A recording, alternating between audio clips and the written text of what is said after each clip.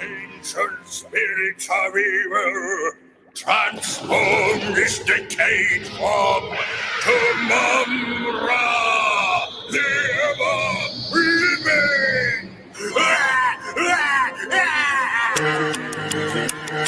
Yo, check. Yeah, we not the type to play games, you can state claims. Came to show the movement moving like a freight train, breaking walls and crumble earth with every step we take. We walking by with lash and your neck will break. Never let it stray, so say it wrong, won't set it straight. So coming at us with an awkward demeanor is leaving your life in the dead of face. So pedal straight, avoid these shots, we send it all costs. Truly believing that it'll be different, we watching your body get hauled off. Simple as this, we giving the vibe of the revolution that we living within. Diminish the doubt of the haters that talk on the low because of this minuscule shit.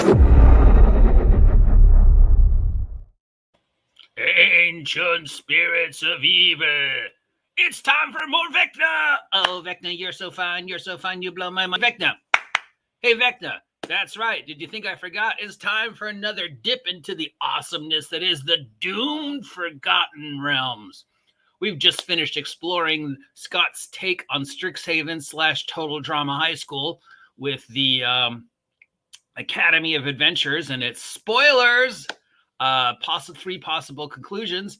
Now we're going to look at the next phase of Vecna's plans to take over the multiverse in the Rise of Vecna, thus the homage to our boy, Mumra, my favorite TV lich. I know some people are like, Venger, Skeletor. It's like, yeah, I like Skeletor. I love Mumra.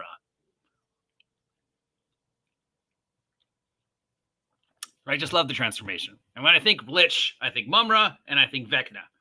But Rise of Vecna isn't really about Vecna. It's about some of the other dudes who are jockeying for power in this new reality. Spoilers ahead. If you don't want to find out too much about what's going on, you should probably stop watching now. I'll give you a sec. You still here? All right. So, Tomb of Annihilation has happened. The landscape of the Forgotten Realms is forever changed. The heroes did not succeed. The Soulmonger, as part of Acererak's plan, has gobbled up a large percentage of the population, including several liches and several of the major players like Elminster, etc., which leaves a brand new playground for Vecna and his agents to facilitate Vecna's plans. But we have to remember that Acererak is still out there. The Soulmonger is still on the island of Chult. Zastam, MIA. You know, my theory about Zastam coming back, I want it to be like Hulk Hogan coming back, and how this all ends with Zastam ending up being like, oh yeah, Zastamomania running wild. But yeah, and of course, Tiamat. Tiamat's still out there. And if there's anybody that's gonna stand toe-to-toe with Vecna in these new Forgotten Realms, it's probably our girl Tiamat. So Rise of Vecna basically gives you this adventure where you deal with the agents and also gives you a better understanding of the world that Vecna has created. So we're going to go through the overview of the chapters right now and a few spoilers. So chapter 1 starts us in the city of Minbar. Chapter 2, we deal with the Duergar and the remaining dwarves. Chapter 3, we go back to Minbar. Chapter 4, Xanther. Xanther, of all people, our favorite beholder, shows up because, hey, what about me? What about Xanther?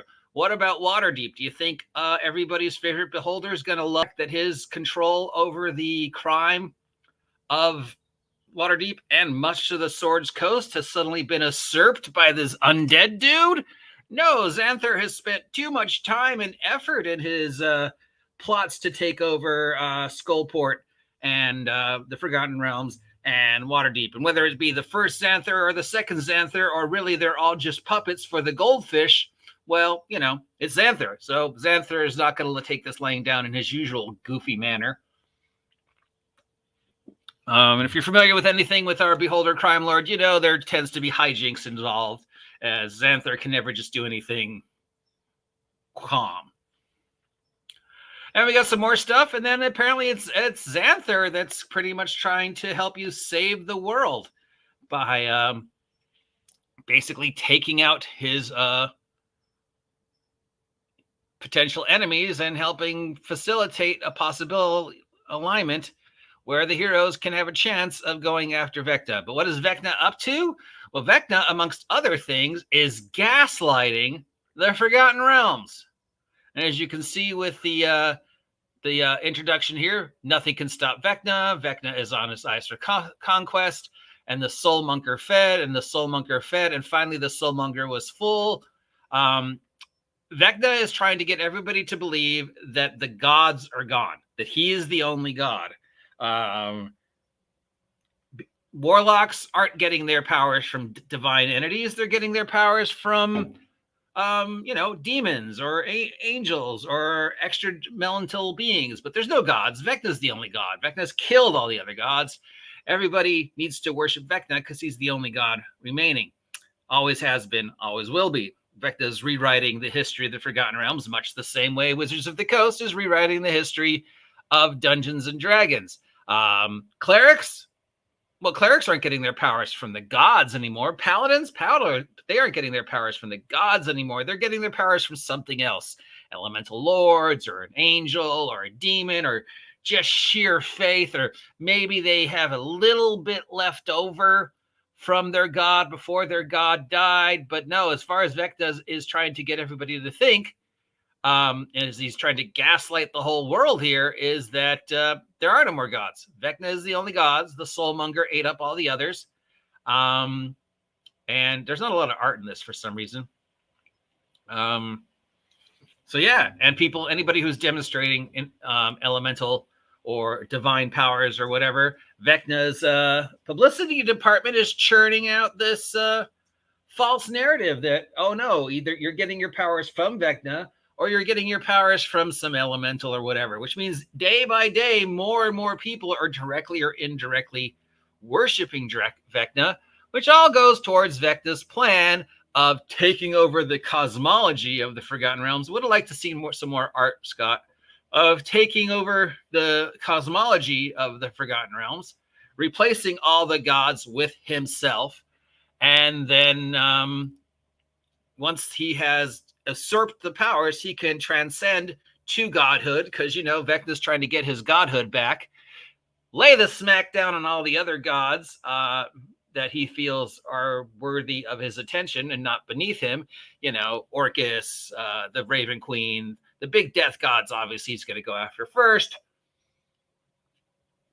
And then the gods of magic and the gods of war and anything that controls a power that Vecna thinks should be his. What's up with our girl Lyra? She'll probably use this as another excuse to fake her own death. That would be fake death number 3. My favorite Forgotten Realms god. That isn't Orcus or the Raven Queen. So yeah, that's it. And now, meanwhile, the plot is basically you bopping around the realms, running errands for these various entities, mostly Xanther and some others, to help acquire the powers that you will need, or to stop Vecna, as you find out as you go in later into the adventure. Again, spoilers. In order to accomplish his goal of achieving godhood once again, Vecna needs all the scrolls of nethril. All the scrolls of nethril. Not 1 or 2 scrolls of nethril, not a rod of 7 parts. No, he needs all the nethril scrolls. All 50 of them. 50 scrolls scattered across the Forgotten Realms, various locations. In order for Vecna to facilitate his transcendence to godhood, he needs to collect those, or he needs to have his agents collect those. Some of those are in the hands of people who will happily hand those over to Vecna. Others are the hands of people who are like, nope, I'm going to hold on to these with every fiber of my being. Amongst others, there are a whole bunch of, supposedly dead individuals who might not be as dead as you think they are, who either have the scrolls or want to get their hands on the scrolls before Vecna does. Then there's the scrolls that are in possession of other powerful entities like Xanther, or perhaps some other recognizable names you might know, like Tasha, or maybe even Elminster, or perhaps even Tiamat has her hands on a couple of the scrolls. Now, why does Vecna need all 50 scrolls to facilitate his plan to achieve godhood? Why not 10 of them? Now, if you're familiar with the Scrolls of Nethril, they basically are wizard's self-help book divided into 50 sections. Each one allows the reader to reach the ultimate spell level that they're capable of achieving.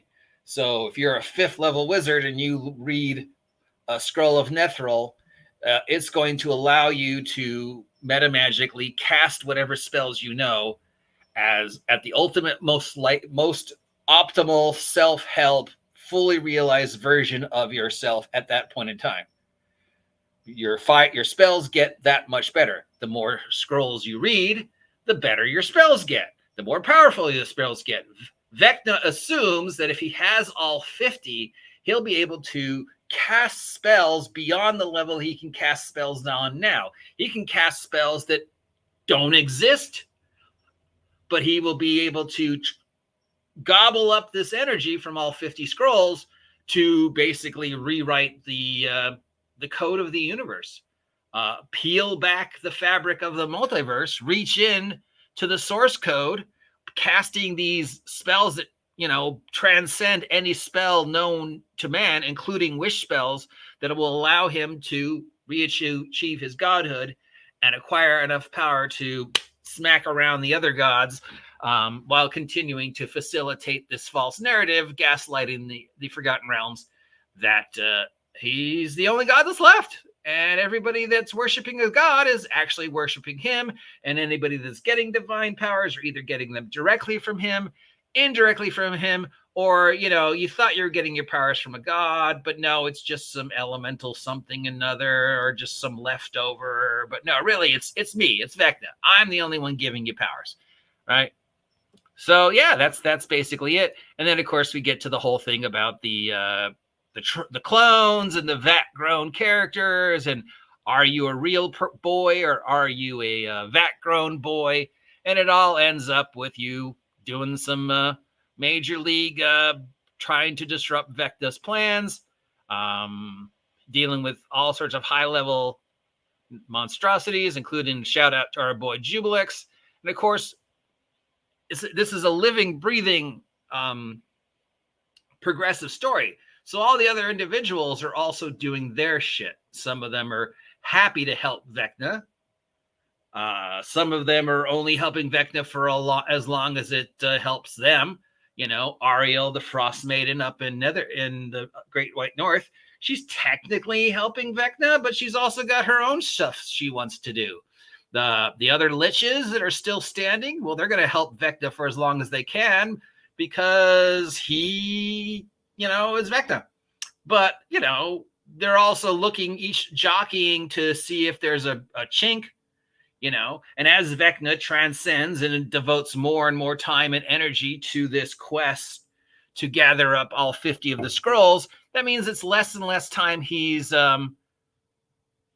focusing on the day-to-day running of the Forgotten Realms, especially places like Waterdeep or Mithril Hall or all the other places where there might be chinks in Vecna's armor, which means Vecna's, giving the responsibility to his minions, his lackeys. He's turned over the day-to-day running of Waterdeep to the Zentirum. The other individual areas, he's basically being Palpatine and saying, yes, each individual general will run their own area, all of them loyal to me. But really, how loyal are these individuals going to remain to Vecna? How loyal are the demons going to remain to Vecna? Probably not very long.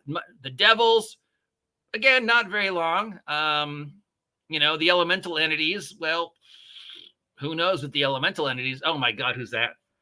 Oh, that is some type of mutant hill giant. Yeah, that is just horrifying. He's wearing a castle for a helmet to show you how big he is. It's awesome. So yeah. Obviously, all the other undead who are still standing are like, wait, is this soulmonger thing done? what kind of powers do we still have? And if we do have power, are we powerful enough to stand against Vecna? Do we work for Vecna? You know, and then you got Acererak or Acererak or whatever his name is, still on Chult, still babysitting the soulmonger and still going, is this all part of his plan? Is he really the mastermind behind all this? And he's allowed this to happen as part of his, you know, another one of his games, you know, because to Acererak, everything is a game. Everything is a chance to test his brilliance against other individuals. He builds these dungeons across the multiverse to test them, to test characters. He sets these complicated, ridiculous plans into motion like Tomb of Horrors, not because he expects to win or lose, because for him, it's fun. Tomb of Annihilation, he didn't really care if he succeeded or failed. He just wanted to see what would happen. And if, you know, everything that succeeds is something he can use another time, and everything that fails, he can go, that failed. Next time I'll try something different. For Acererak, it's always about, you know, what next? What am I going to build next? What am I going to do next? What next plan am I going to have? What next will be fun? He doesn't care about godhood. You know, he's happy to abandon things if they don't go his way and just start over someplace else. So, you know, is this all part of his game, or does he stand with Vecna? Does he stand against Vecna?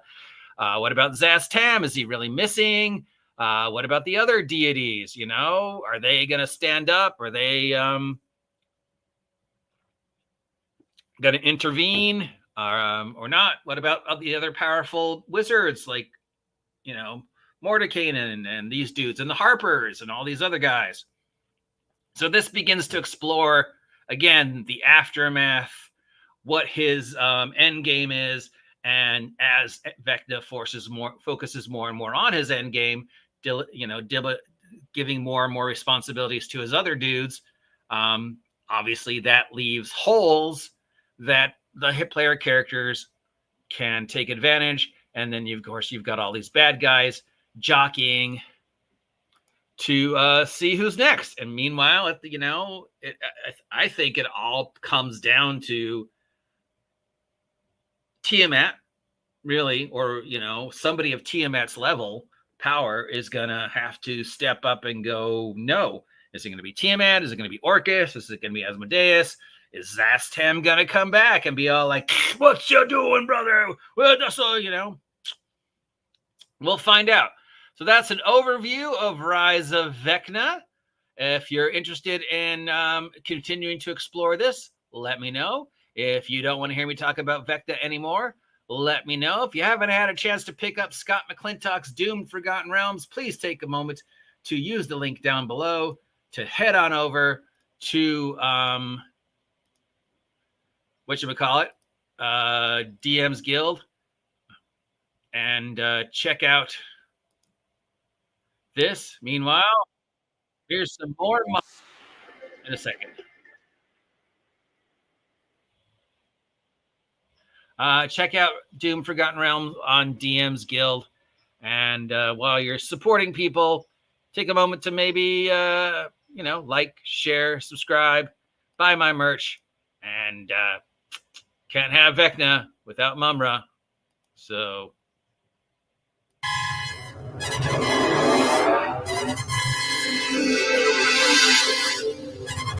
there we go. Till next time. Buy my merch.